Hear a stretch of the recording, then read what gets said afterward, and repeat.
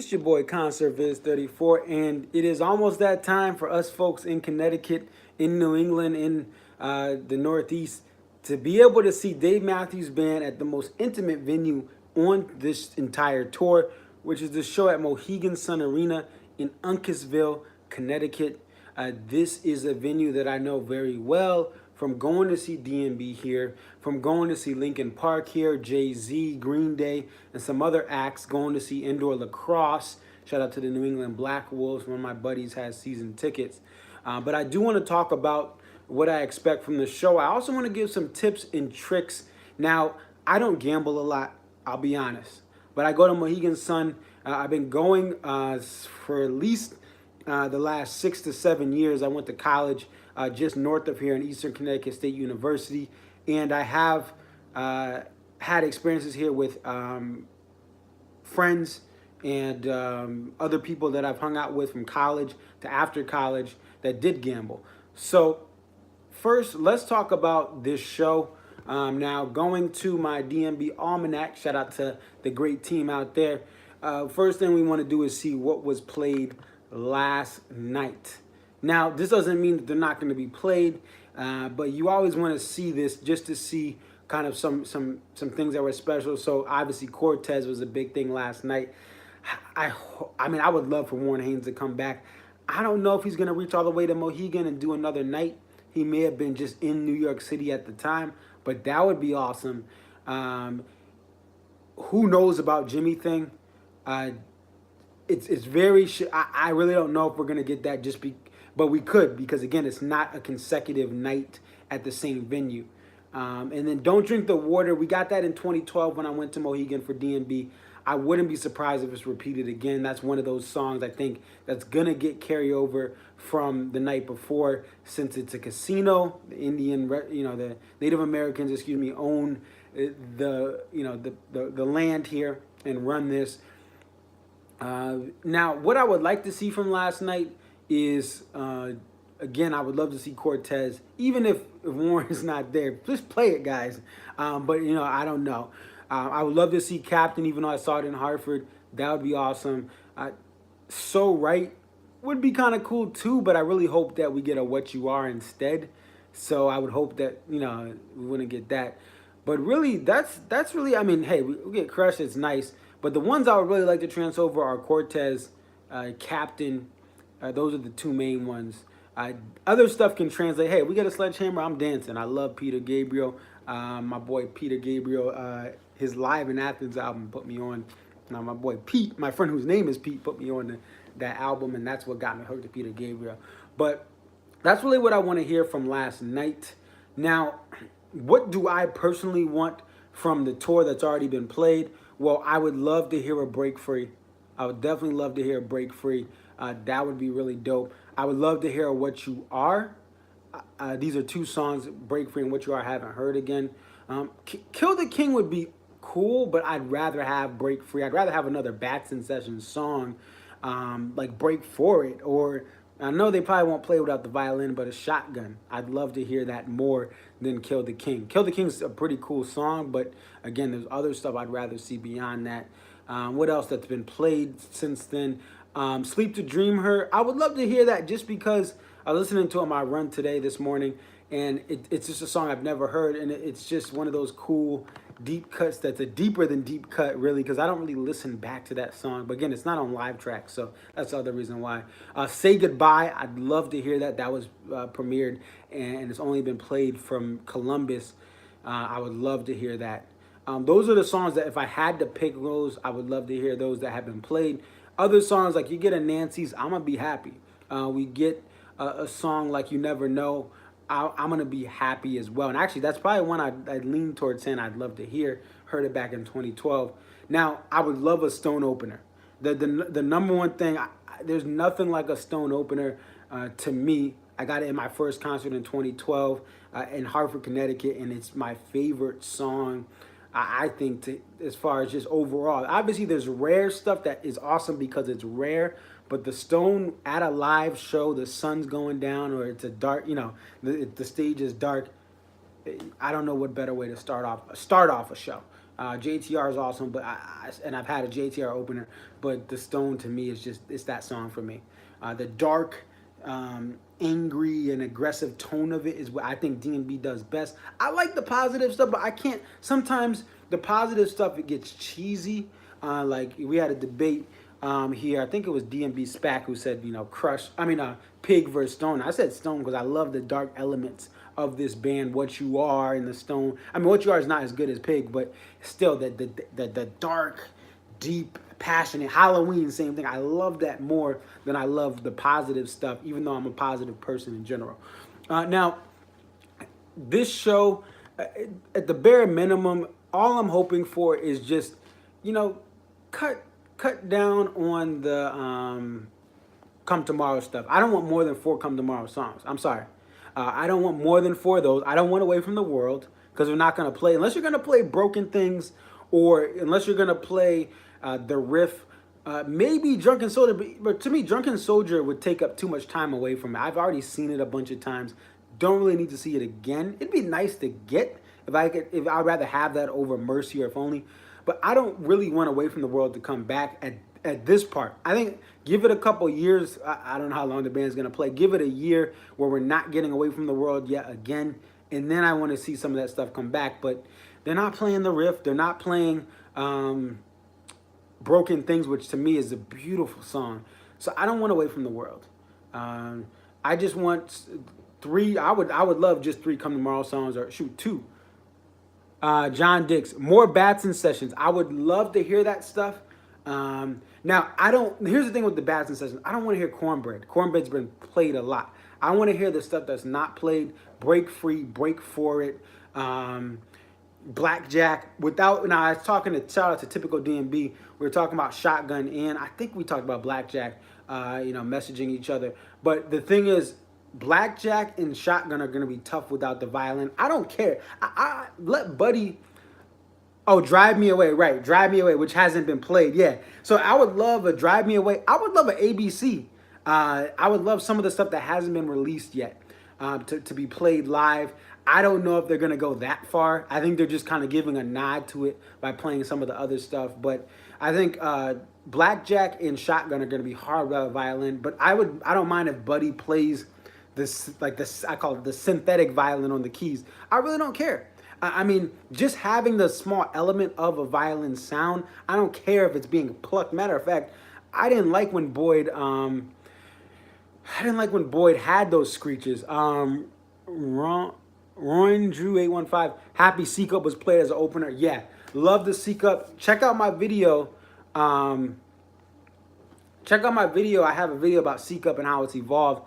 John, yeah, so Crush and Nancy's, you're right. You're right. They could still do it. They could still do it. Blackjack, I think, is harder though, because Blackjack, the main part of that is the da na na na. Now they could have it in another instrument, but to me, Blackjack, the spirit of that song is in the violin. But you're right. Nancy's and Crush, they have tons of stuff. I agree. Tim can do the fills, but it can be, to me, it can be risky. Just with Blackjack, he could do, but I also like when Tim does his regular stuff on Blackjack, his little guitar noodling. But yeah, Tim could do the fills. You could have it be played on piano. Dun, dun, probably like a really dark, deep, like grand piano sound. Buddy, you're right. They could do it. They could. I think it still will be tough. Yeah, he has stuff. Someone, I don't know if it was Scott DiPolito, someone zoomed in on his little setup and it had like a violin preset. But again, I just think with Blackjack, again, hey, play it. DMB, challenge me, play the song. I just think that's one song where I heard it actually at my first show in 2012. It's like the spirit of that song is the violin being played live. I know Crush and Nancy's and Lion Out Graves, those are huge. Seek Up, those are huge ones. But hey, they can play it. They play it. Dreams of Our Fathers, John says. Yeah, that's reaching it. They're being nice enough, They're being nice enough to just play some of the stuff we're getting. But yeah, hey, to get that song played live, shoot, bring it on. And that's what I like about this. In some ways, I regret not going to Madison Square Garden, My reasoning behind this was save money for the Gorge next year. They're gonna play a bunch of Come Tomorrow. They're not playing a lot of Come Tomorrow, knock on wood. Please don't whip out the whole album like East Rutherford in 2012. But oh, you'll be at Gorge? Yeah, we'll have to link up. I know, John, you said you got to hook up. But, Black D&B fans got to stick together. But, like I said, I would love to. I'm still planning that trip. Got the time off from work, which is like, wow, I'm taking time off for 2019. Seaville 2018. Yeah, I mean, I wish I could make it. I wish I could make it down. Like I was saying, I wish I could be the MSG and some other stuff. I don't have I can't take the vacation time from my job. I'm taking time off this week for DMB and then Maxwell, which I'm going to here in Connecticut on Friday. It's too close to the holidays, and yeah, I'm sick. Yeah, yeah. I actually don't have. I've never called out. I work at an insurance company, but I haven't called out at the job in the last 2 years. So I could use that because I have a lot of time. It's just we can't take it because of the holiday demand of different stuff with accidents. But anyway, I wish I could have spent more time, but at the same time, I was like, I have money, but I need to start saving money for next year, for the Gorge, for other stuff. And if my budget was a little larger, I probably would have just went to MSG or Albany. Albany is so tempting, but Ron, I can't pronounce your name, Ron Drew 815. I got that. I got so damn lucky in Hartford. It was, no. It was Mansfield. I went to both of those. It was amazing with the new outro they had this year. It was dope. So yeah, hopefully if you're going to a show, they play it because I think it was the only one of the tour. But yeah, what I was saying is, I'm tempted to go to Albany. The vacation time has been tough. 03. Wow, 6. That's impressive, John. 03. 03. I was 13. I was in 8th grade.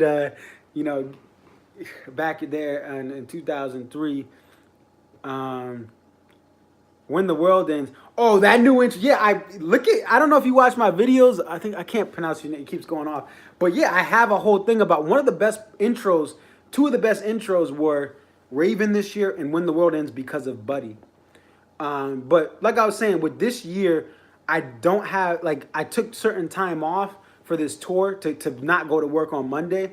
But I was like, it's going to be a bunch of Come Tomorrow. I'm only going to one show. Even if they play Come Tomorrow all day and night, I'm going to be happy about that show. It's the last show of the year. I've been to Farm Aid. I've been to SPAC. I've been to Hartford. I've been to Mansfield. I'm just going to sit back and enjoy it. All of a sudden, like I've said, if you follow me on Twitter, I'm sitting back. We're getting the Encore Night 1 spot has been amazing. Oh, you used to watch my video. Okay, so you've seen the stuff. The Encore Night 1s, we had So Right last night. We had What You Are the night before, and then in Columbus. My Twitter is at ConcertVids34. So just ConcertVids34. Same thing as my YouTube page, but with the @ sign. But going back to night 1, Columbus, we had Break Free, and then we had What You Are 2 nights ago, and then last night we have So Right. Just a song that's not like it's like a. Now I would love a Blue Water too. I would say that a Blue Water. I got a partial. Encore is better when it's band tunes. Yeah, the Dave solo thing. Let's say I'll say this, and you've been to more shows than me, John. But Some Devil, the way it resonates with Dave's baritone guitar, I love that. But I don't like the Dave solo stuff. Yeah, like the Sister and all that other stuff. You got a full Blue Water. Yeah, Nashville, 09. See, that's the thing. I would love a full Blue Water. And here's why. Some of the stuff, Shotgun, Last Stop, it's going to kill Dave's voice. They will liberate Blackjack. Hey, Kyle's right. We're at the casino. So, hey, Blackjack, you never know. Hopefully they will. But Blue Water is not hard to play. And that's why I'm shocked the band doesn't play it anymore, because it doesn't kill Dave's voice. And it's E minor and C. That's all it is for Dave. Like, he's playing 2 chords and everyone else comes around him and just jams. That's all it has to be. And I would love a Blue Water, a full Blue Water. Even if it is a partial again, I would love it.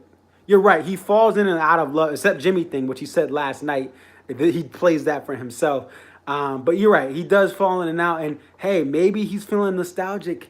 Maybe we get a blue. But the encores have been great. In retrospect, who was to know the band?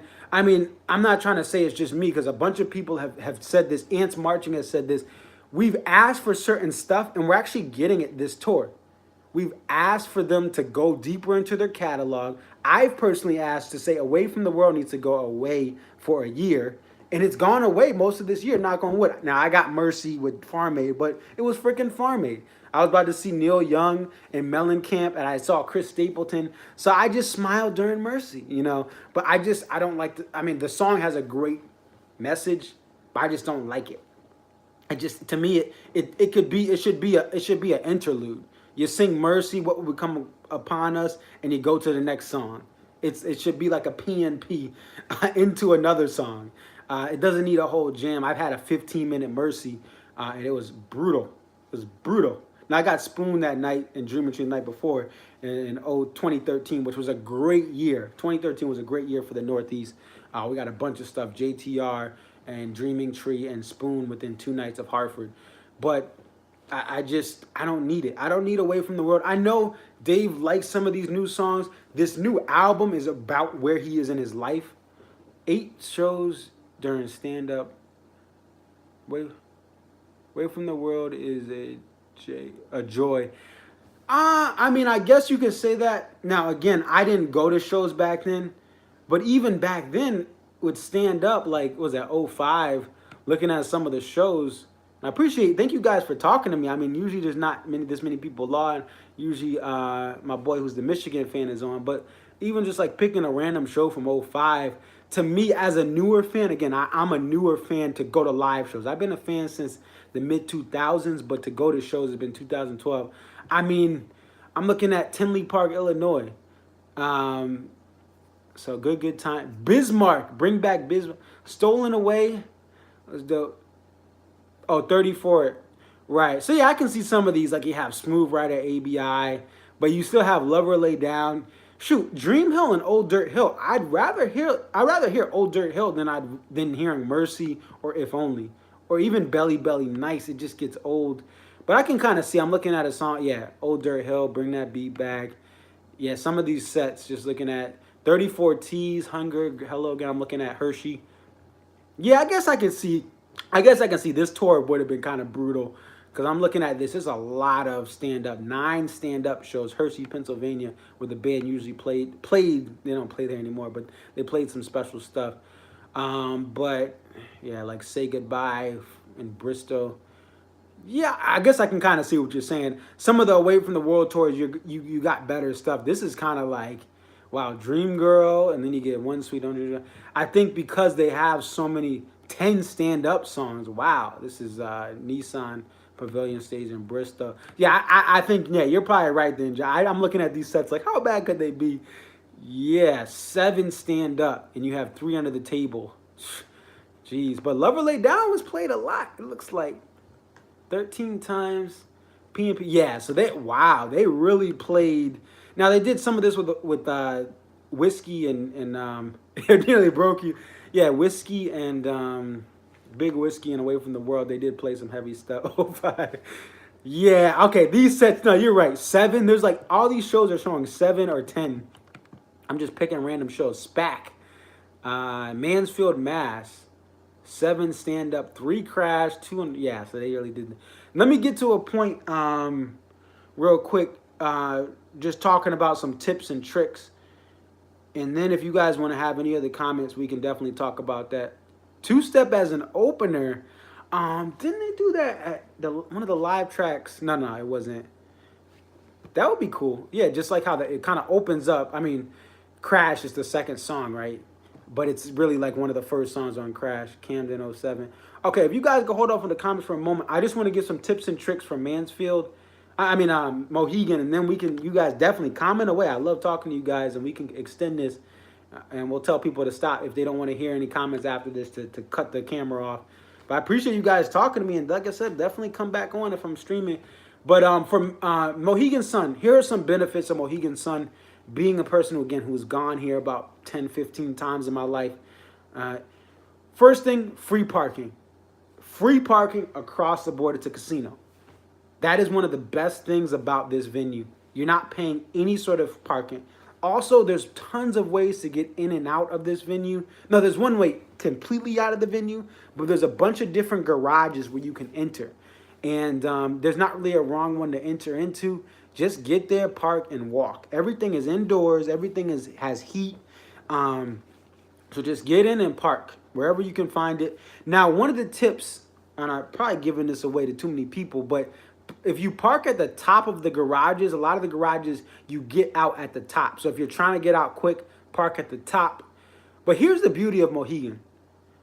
Not everyone's going to leave that show right after the show. So if you got to go to work tomorrow, if you don't have Monday off like I do, park at the top of one of the garages, the upper floor or near the upper floor.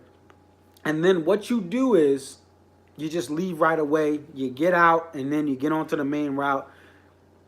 There's only going to be about 8, 9, 10, I can't remember how many people they get. But let me see if it'll show it from Mohegan fall of 2012. See if they have attendance. But the beauty is not everyone's going to leave. People are going to gamble. People have hotels. People have hotels down the street with shuttle service. So people aren't going to be all coming in at once. I mean, leaving at once. That's the beauty of this. Also, some things are open 24 hours a day. You leave the show, here's where I'm going to be, and you'll probably see your boy Concert Viz 34 in line. Krispy Kreme. There is a Krispy Kreme at Mohegan Sun. It is open 24 hours a day. Now, some of you guys, the hardcore food snobs, yo, it's Krispy Kreme, da-da-da-da. But first, we don't have a lot of Krispy Kremes in the Northeast. They opened up about 15 years ago, and a lot of them have closed. They didn't do well. Dunkin' Donuts in the local bakeries and local donut shops were too much competition. But I love a Krispy Kreme donut, just like I love a donut from a local shop here in Connecticut, Hartford area. But I will be there. Get a dozen on your way home. Get a half a dozen. You're having a little fun, allegedly with whatever you do. I'm not doing any of that. I don't smoke, allegedly do that stuff. And plus, it's, if there's the feds are watching, it's illegal and you shouldn't do. But if you are hungry after the show, Krispy Kreme, 24 hours a day. A lot of other different things popping off. Before the show, I'm going to probably be at Pepe's, or if I don't eat at home. Pepe's, if you're not from Connecticut, Pepe's Pizza is originally in New Haven. They have some amazing, now it's thin crust, and a lot of people hate thin crust, but the dough is amazing. The vegetables that they use on the tomato sauce, they go to Italy and pick some of this stuff up, hand select what it is. The ingredients are amazing. Pepe's Pizza, if you're looking for something to fill you up, go to Pepe's Pizza. They also have Jimmy Buffett's Margaritaville, which is actually going to be closing January 2nd, 2019. That's been around since September of 2008. But if you like Jimmy Buffett, you want to drink, you want to feel like you're in an island because it's so cold in Connecticut, Jimmy Buffett is another great option. There's Michael Jordan has a restaurant there. And I think Gino's, let me see if Gino's is in. Gino Ariyama, he's the UConn women's basketball coach. Gino's Mohegan. He also has his own spot here as well. But tons of great dining options. Yeah, Gino's Pub. You can go there. I think I went there last time in 2012. And lots of gambling. If you're a gambler, this is the show for you. You can go before, you can go after. And if you have family, one of the cool things you'll see is, I remember going to a Taking Back Sunday, it was a Taking Back Sunday show, All American Rejects, Taking Back Sunday, and Amber Lynn, because your boy is eclectic. I listen to everything. This was like more alternate rock show. If you have family, they can gamble while you're at the show. A lot of what you see is that at the end of a show, you'll see a line of people, especially the kids shows, the younger Blink-182's been there. Again, Taking Back Sunday I saw there. You'll see a bunch of people waiting for family outside of the show after it's done. If someone gambles for a while, bring them along. You got a single ticket, you're buying a ticket last minute, bring your girlfriend, your boyfriend, your cousin, your uncle, your brother, your sister, bring them over, let them gamble, let them see some football Sunday, let them watch the football game. DMB will end right after the football games, the way these 8 o'clock games go. They'll end at 12, so maybe there's a little time they can go gamble after the game.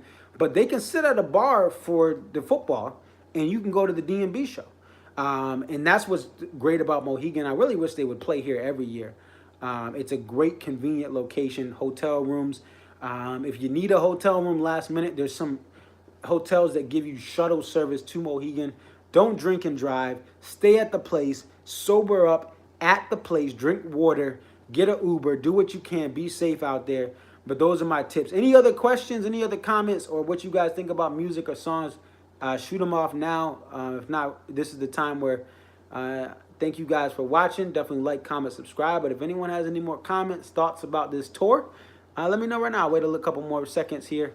If you have any more comments about the tour, because I like I said, this tour has impressed me. Oh, thank you, John. Yeah, I'm going to have a great show.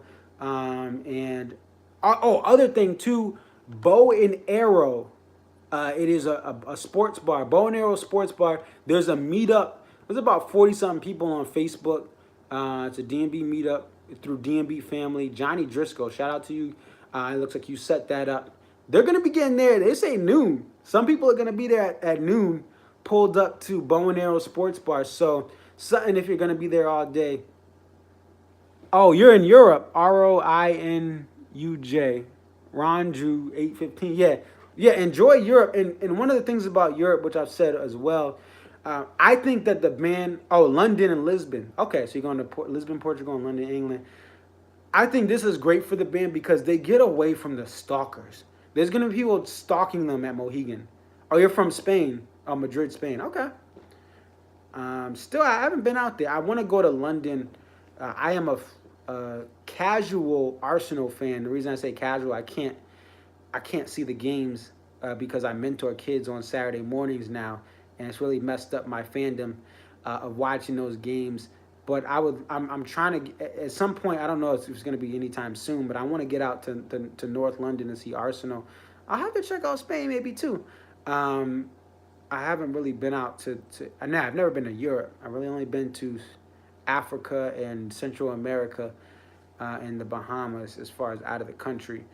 But the Europe tour, enjoy it because, and I think the cool thing is, again, they appreciate the fans there because the fans taking the show differently. The fans, I've heard, are not as loud. They don't yell out, hey, play this song, play that song. Except the Americans who fly over there. The fans just sit there and enjoy the show, and they shut up and they let the band do their thing. And they really like that. And I think that's why they keep going back to Europe.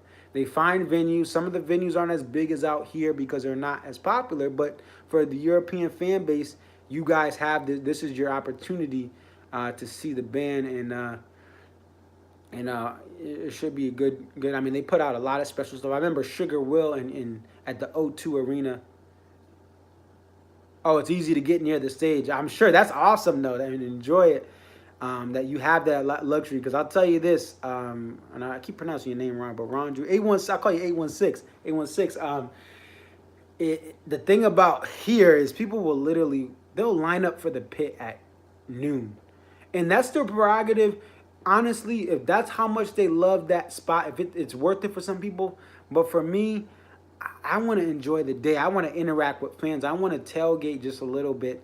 I don't want to sit at 12 noon at a pit line. And literally, here in the States, people will be at a venue at 12 noon, standing there, just waiting to get that rail. And again, for them, it's worth it. And you're right by the stage. I mean, you're right at the rail where Dave is. But to me, it's just not worth it.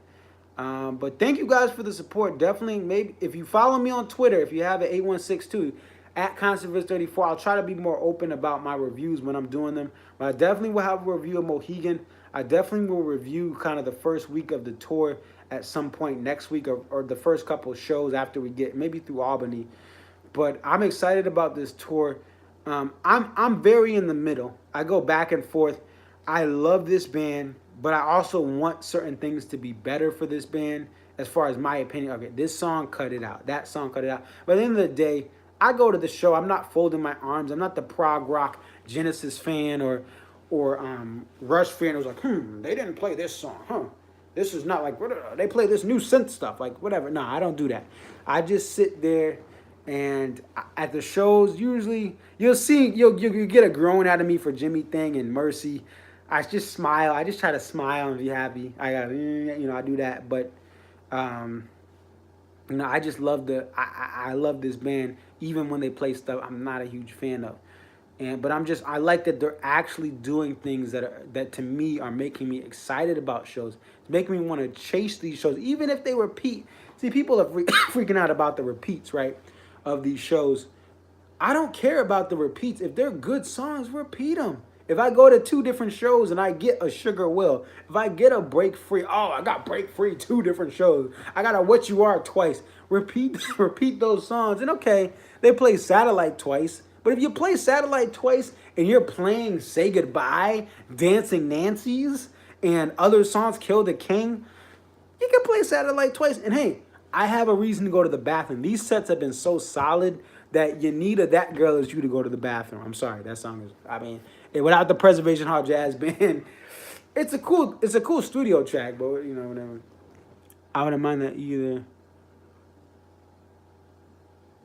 Which song, Kyle? That Girl Is You. I wouldn't mind. I don't know. It's a cool studio thing, but it's just like live. I could live without it. But again, there's still it's a different version of Dave, and he's trying different stuff. Will come tomorrow, but we'll see, man. And I think I'm in section 110. So if you're around there, hit your boy up on Twitter. Oh, You Never Know. Oh yeah, if they played, that was the first time You Never Know was played live as an opener.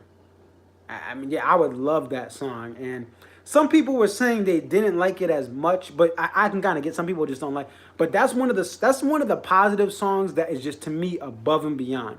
There's certain stuff like, for me, You and Me, and this is not because I'm not married. It's far from that. But for me, You and Me at times just it's cliche, yeah. You and me together. But You Never Know is a positive song, and it has that all falls down, da da da, don't give up. It's almost like it has a Peter Gabriel don't give up type feel of like, you never know. Hey, don't give up, keep going. And that's what I love that song. When I heard it randomly in night 2 of 2014 in Hartford, it was just amazing. They played it in Philly in 2012 for that tour, and hey, we got it in Columbus. So I would start off the show with that. And that's one of those things, Kyle, that's true, is a song like that. I'm married. Okay, he's married. He's not a fan, Kyle. All right, there we go. There you go, my guy. But You Never Know is an example of, hey, you can repeat this song. They played it at the Super Bowl. They played it in parts of the summer tour. That's a song you can repeat, and who's going to be mad unless you hate the song? And that's the thing is, DMB, one of the things, You Never Know gets old. And then one of the things is, like I said, the other video, in 2010, my friend was in Hartford for that show that started off the tour. And this is what he got. Let's just go back to that tour. We're going to go, this is back 2010, first show, Comcast Theater. Yeah, he went to this show, and then he went to Citi Field. So he got the first JTR since, this is 2010. So the first JTR in 4 years. It hadn't been played since 06. First Hello Again since 05. And I know, some people don't like Hello, whatever. But hey, it was first Busted Stuff full band since 02. And first full time since 03. And then this is 2010, so that's 7 years. And first Kit Kat Jam has been played since 03. This was a fire show. And then Break For It song debut. This was an amazing show. But what my friend said is, now of course they had Shake Me Like a Monkey, number 9. Oh, yay. Oh, but anyway, this is when Big Whiskey was in rotation. But one thing he said is he loved this show. Like, hey, you get all these songs. But the band didn't really have, there were certain parts of the show with these new stuff that wasn't as fluid. It was the first show of the tour. Some of the stuff they didn't brush up on. The reason the band doesn't whip out like a Fish style set list is they put so much passion into these songs, so much energy, and more energy than a Grateful Dead or a Fish or a Mo or whatever, they are sweating. They are running around. Dave is dancing. Carter's blah blah blah. Boyd, when he was back in the band, was like whipping his bow through the air. Snow outside. Yeah, snow. You're right. 815. So snow outside. Yeah, pray for. I'm concerned about him. I mean, look, we don't know. We're not in his daily life, but the stuff on Instagram, he just seems like he's lost. And I really would like, even if he stepped away. That's why when he stepped away off Twitter initially, I didn't feel like, I just felt like, okay, was probably best for him. He just seems like something. I don't know if he was drunk, if he's off. But where's his family? His family is probably there. They're just not in the. They don't want to be in the public eye. If this happened, if Boyd was my relative, I really wouldn't want to speak out. Unless there was, the only thing I would speak out about is if this person was assaulted by Boyd in some way, I would want to apologize to him. I'd probably call him personally, the person. They probably had that's probably why he's not on tour. They probably had an intervention, but it's tough. He has kids. He has a wife. And obviously he's been accused of some very, very, very serious things. And it's like, what do you do? Do you not have him stay around? If you're his wife, and I don't want to gossip too much, but do you not have him stay around your husband? That's his father. Do you just leave him? I don't know. It's a tough thing. He is screaming, yeah. But if you notice, he was away for a while, so I don't know what sort of thing they did, but it seems like there was an intervention because the way he stepped away, his family did something.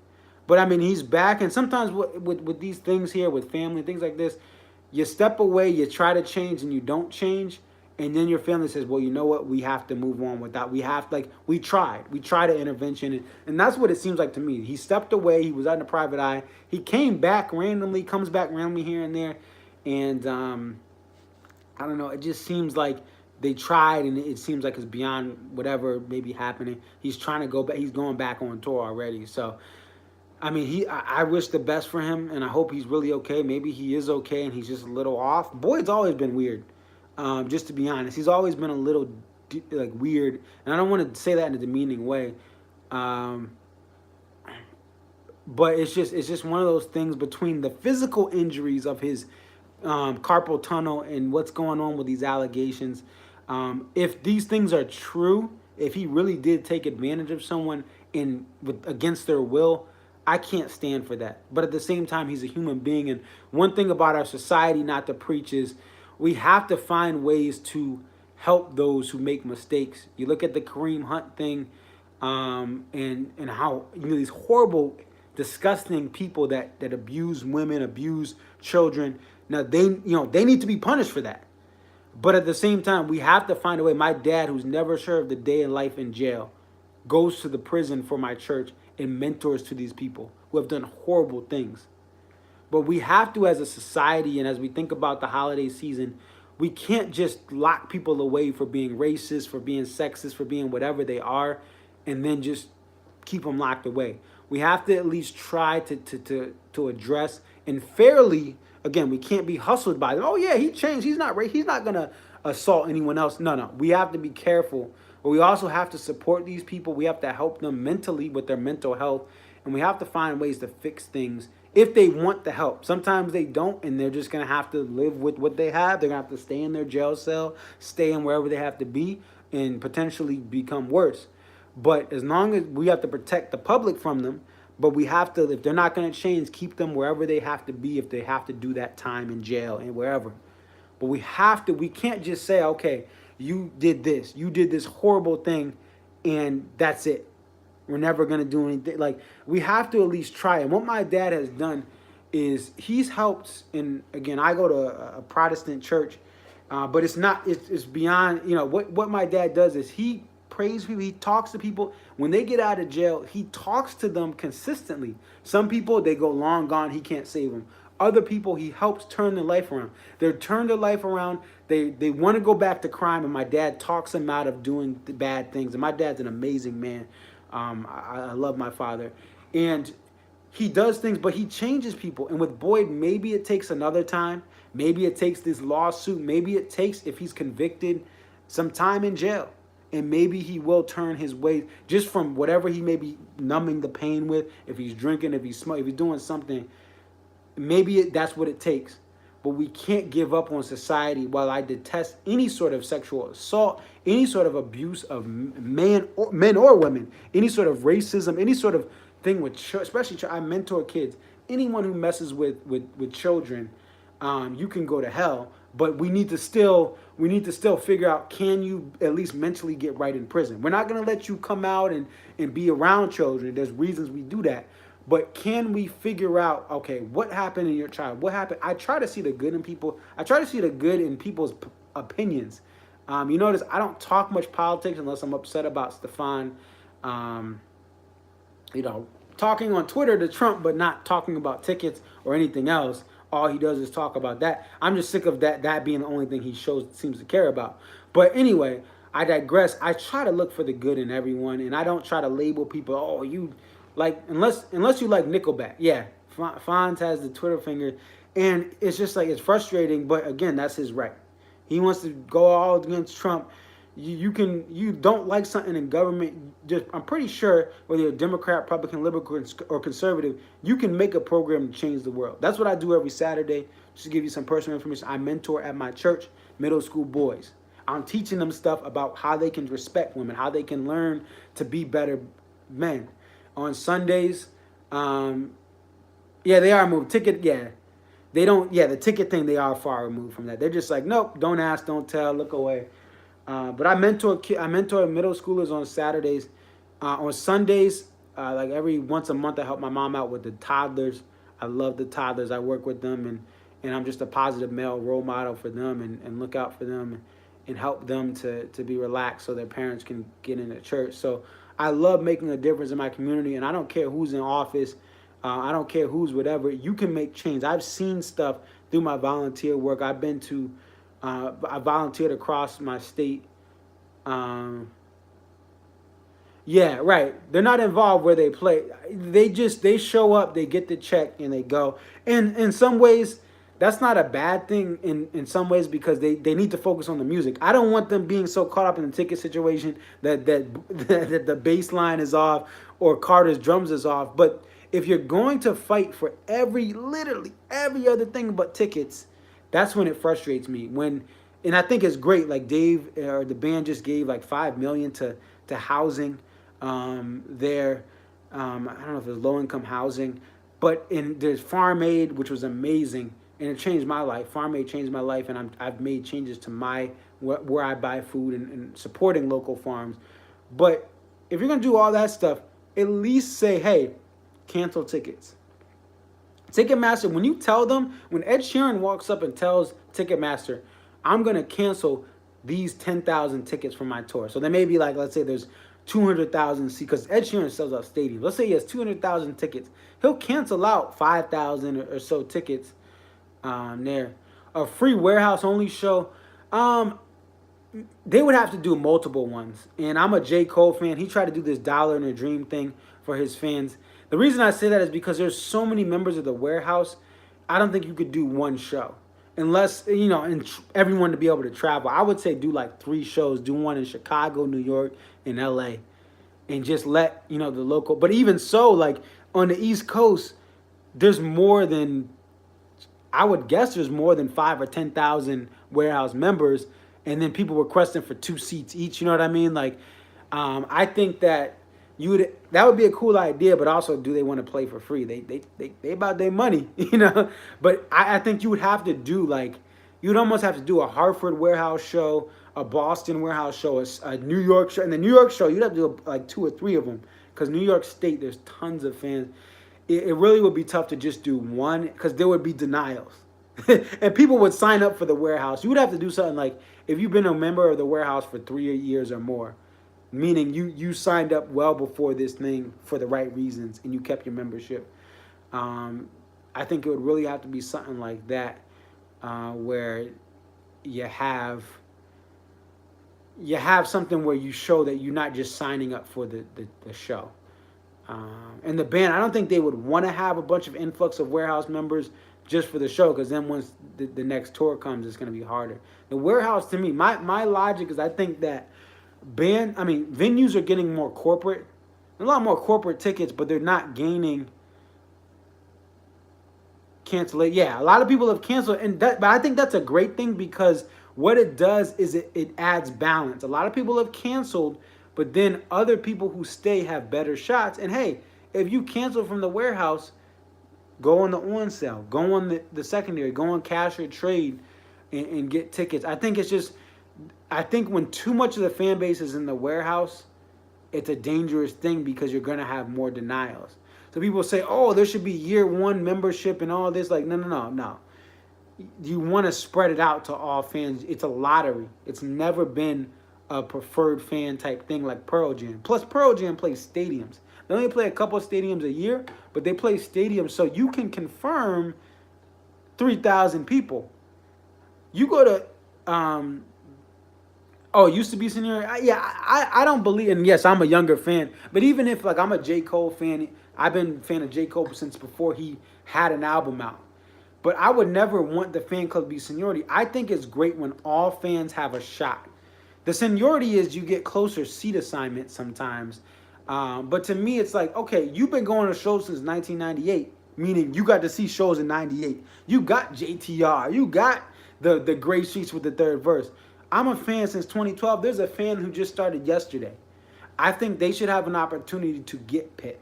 They should have an opportunity to get nice seats the first 2 years so that they can experience what it's like to see DMB up close and personal. Because if you're a 98er, shoot, you could have gotten tickets. You could have gotten denied. Life ain't fair, yes. But you could have gotten denied for stuff back in 98 and found tickets mad cheap. So, hold on, man. You could have got tickets for mad cheap. And that's the thing is, nowadays, if you're a new fan, you ain't got that. And it's like, okay, I got denied for, let's just say you got denied for this year. Oh, I can't see Come Tomorrow 5 songs in a row. Like, okay, you got to see the greatest years of this band. And matter of fact, if you want to go to a show, just go drive. Go down to Alabama. Go down to wherever. Austin had tickets below face value for the pit on StubHub after the fees. And people were trying to say face or fees for Austin. I'm like, no. You're going to have to lower your price. StubHub is selling tickets after fees. Yeah, Seville too. And the funny thing about Seville and MSG is people are trying to trade their uppers like they're like they're fire. Like they're like, yo, I got my uppers. It's row 3. It's row 4. Bruh. There are so many uppers available for Seville night 1 and even night 2 on the secondary alone. Right. And you know what, John? I'm interested to see if there's photos that people had, panoramas or videos where you see the crowd. A lot of people went for the warehouse and they got uppers. And then the lowers, they got them for face value on the on sale. So there's a lot of people that just got uppers through the warehouse, got lowers because there's tons of lowers available through fans and through other stuff. And I really wonder if took him at front row side stage both nights. Yeah. Did you play the premium price or the face value? Because I know them Ticketmaster Platinum seats, man, those are ridiculous. Face. Whoo. That's nice. That's nice because they were definitely having some of the nicer seats. 150. Woo. 115 both nights. Oh my God, right next to the stage. That's pretty dope. I'm a little jealous. You can't beat that. But that's one of the things is I think this tour, this ticket sale process was interesting. Everyone freaked out, because we didn't know. You didn't know what it was going to be. The warehouse started confirming everyone for uppers. You couldn't opt out. And then people started freaking out and buying. Yeah, patience, patience. And that's what I said in my shout out to Shut Up, I Love You. I am on the podcast. I'll post a link below after this video. But I was on the Shut Up, I Love You podcast with Dave and I think it's Rachel. Shout out to them.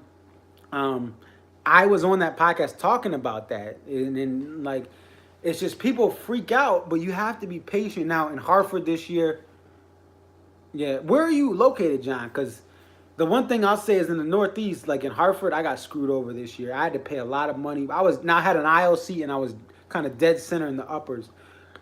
But Hartford this year was ridiculous. But SPAC in Hartford and sometimes Camden can be pretty crazy.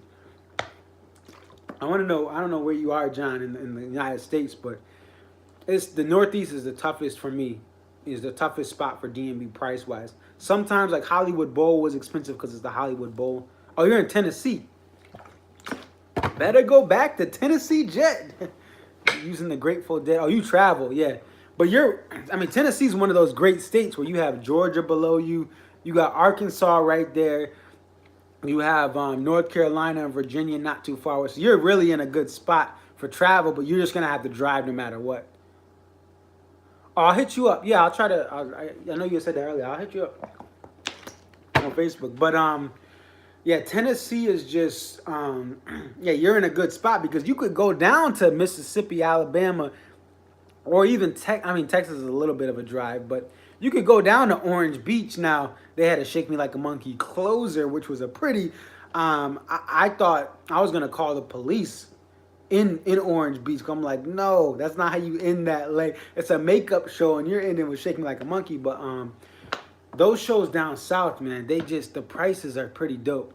In the Northeast, Hartford, and Mansfield wasn't bad this year, but that was a Friday show. Any Saturday show in Mansfield, Hartford, SPAC night, both nights, Camden night 2, tickets are cheap, $43, but the pound. Oh, you do Riverbend, Dallas, Atlanta, Deer Creek, Alpine. Okay. Oh, Alpine, by the way, if you look at my last video, got cut off. Alpine is interesting because Alpine doesn't have Dead and Company this year. I think they're going to be closed for good from what it looks like. I don't think D&B is going back there. Alpine is a tough draw because the younger acts, the pop acts and the rock acts, the kids don't want to drive to Alpine. It's more of an older fan-based thing because Alpine was around and popping back then. Right, it's big. That lawn is huge, and it has the 3 tiers of 3 little arches and stuff. Yeah. Yeah, they can't sell it out either. That's true. At this point.